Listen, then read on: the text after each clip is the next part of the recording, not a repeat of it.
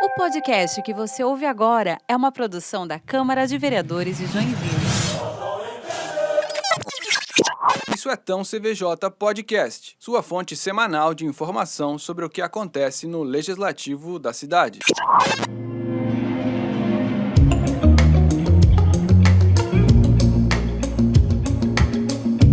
Sejam bem-vindos ao Isso é Tão CVJ, o podcast da Câmara de Vereadores de Joinville.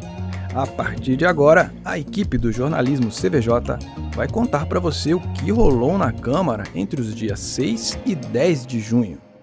Neste episódio, vamos falar sobre as gratificações para os cargos de comando na Águas de Joinville e também sobre intolerância religiosa. Eu sou Jefferson Luiz. Estão aqui comigo o jornalista Sidney Azevedo e a estagiária do jornalismo CVJ, Nathalie Freitas. Olá pessoal, tudo bem com vocês? Olá, boa tarde, boa noite, bom dia. Hoje fui eu, Sidney. Sem problemas, pode se apresentar também para todos, porque a gente nunca tem certeza de quando as pessoas estão ouvindo o nosso podcast, né? Então... Tá certo. Temos quórum? No limite, hein? Isso é Tão CVJ.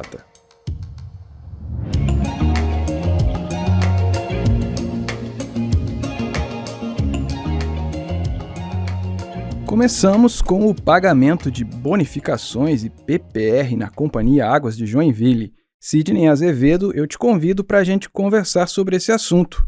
Com a pressão e a cobrança dos vereadores, a companhia voltou atrás no pagamento. Passa a bola para ti, Sidney. Bem, então, Jefferson, esse tema da semana, né, ele consumiu uma sessão inteira na Câmara de Vereadores, principalmente no dia 6, que foi segunda-feira, depois de muita polêmica nas redes sociais e na imprensa.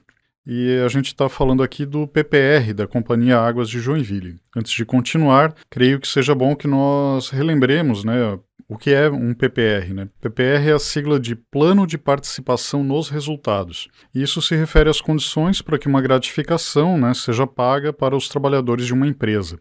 Talvez alguns dos nossos ouvintes, inclusive, já tenham até recebido, né, um PPR ou um PPL, né, que é um outro tipo de gratificação, a gente não vai entrar nele aqui, por conta de já terem, talvez até recebido, tenham mais familiaridade com o tema. Mas pode ser que outros ouvintes nossos nunca tenham se deparado, né, com essa soma de dinheiro, por serem trabalhadores autônomos, ou estudantes, ou servidores públicos da administração direta, né, que geralmente não recebem nada disso.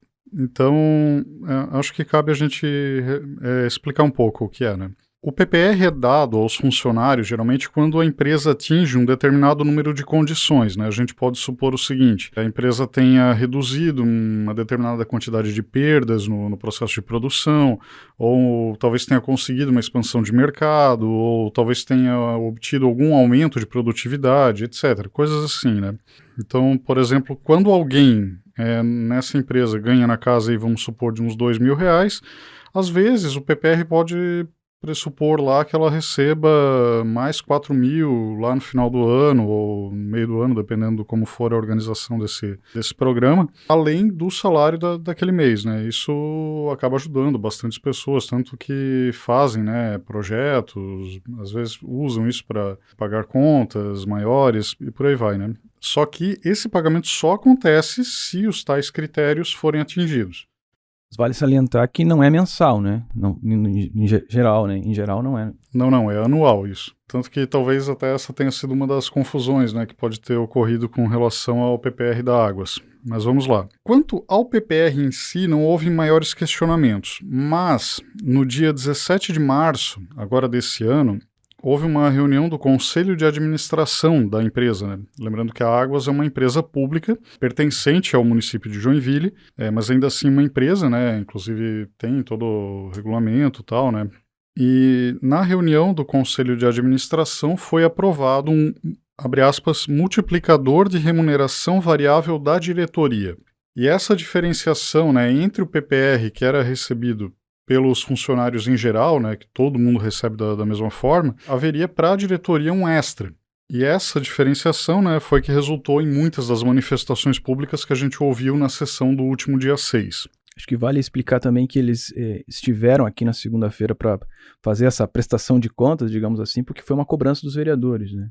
Sim, os vereadores acabaram sendo bastante vocais, né, quanto a essa situação, né, E, inclusive, a gente até pode ouvir um trecho de um deles falando. Primeiramente, de forma alguma, sou contra um PPR. Da gerência para baixo. Diretoria e presidência, não concordo. Vocês foram chamados para melhorar o que está com problema do que foi apresentado desde 2009. O senhor tem muita capacidade, Giancarlo. O senhor é um homem inteligente e com histórico fantástico. Mas eu gostaria de fazer uma pergunta para o senhor. R$179 mil de PPR. Quando foi colocado isso à mesa, Marcelo Hack? De que forma que o conselho viu isso? De que forma que ia chegar naquela pessoa mais simples, aquela pessoa que ganha 2, 3 salários mínimos? É disso que nós estamos falando. Eu não vou vir aqui questionar o que vai ser feito daqui para frente, que é isso que Joinville espera da diretoria e da presidências da Águas de Joinville. Gerência, produção, pessoal que está lá na ponta tem que ser incentivado, 2 salários mínimos, acho justo. 2 salários mínimos não, 2 salários, da qual cada um ganha, acho justo. Passou disso? É um absurdo. Na atual economia, é um absurdo. O diretor que já ganha hoje um salário de R$22 mil, quer dizer que para render precisa ganhar 6 salários a mais? Eu acho que não é compatível ao mundo econômico do qual nós vivemos hoje. Então, mas o registro da ata da reunião do Conselho de Administração dá mais alguns detalhes sobre o que era esse PPR da diretoria, né? Abre aspas. Será 2 vezes o PPR recebido em forma de gratificação.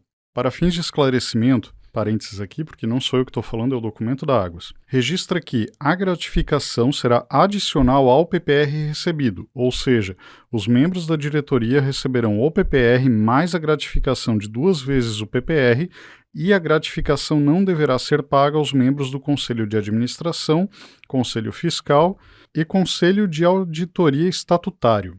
Fecha aspas. Essas gratificações seriam pagas, né? Porque eles voltaram atrás, né?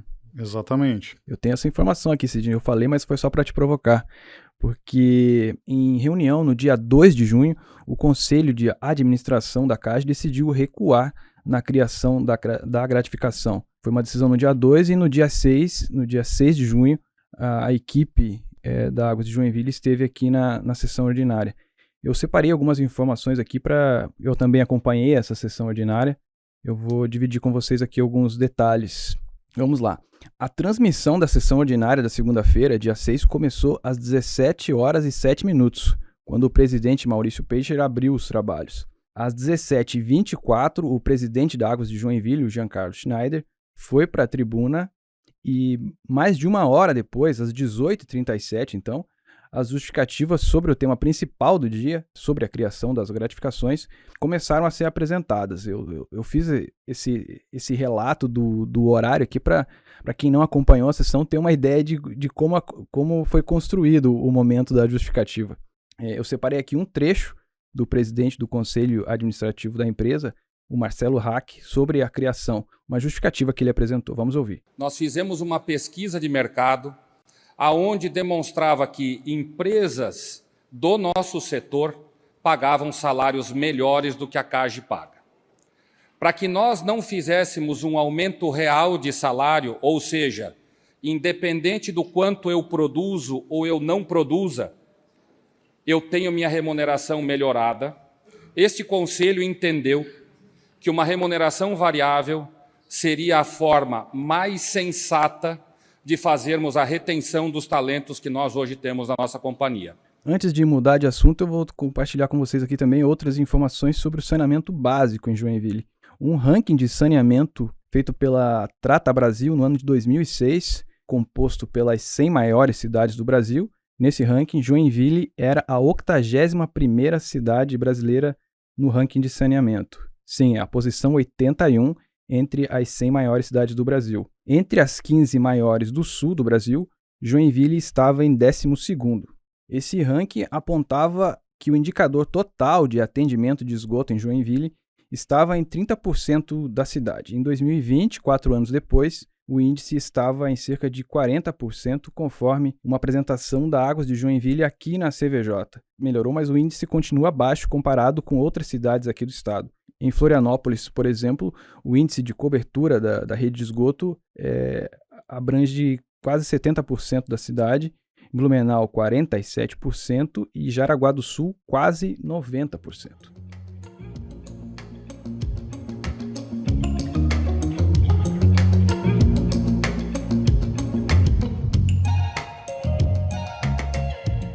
Vamos falar agora sobre intolerância religiosa. Nathalie, a palavra é sua. Então, na noite de segunda-feira, dia 6, as comissões de Cidadania e de Educação fizeram uma reunião pública para discutir os episódios de intolerância religiosa e de racismo que ocorreram aqui em Joinville nos últimos meses. Em abril, uma estudante de 16 anos foi agredida na escola por falar da sua própria religião, a Umbanda. No mesmo mês, uma participante sofreu racismo durante reunião virtual do Conselho Municipal de Política Cultural. Para quem não sabe, foi o caso que repercutiu envolvendo a Amazônia MC, que sofreu alguns comentários racistas durante o encontro que definiria um suplente para o conselho. A vereadora Ana Lúcia Martins, do PT, que foi a proponente da reunião, afirmou que, infelizmente, casos de racismo não são novidade para os negros em Joinville.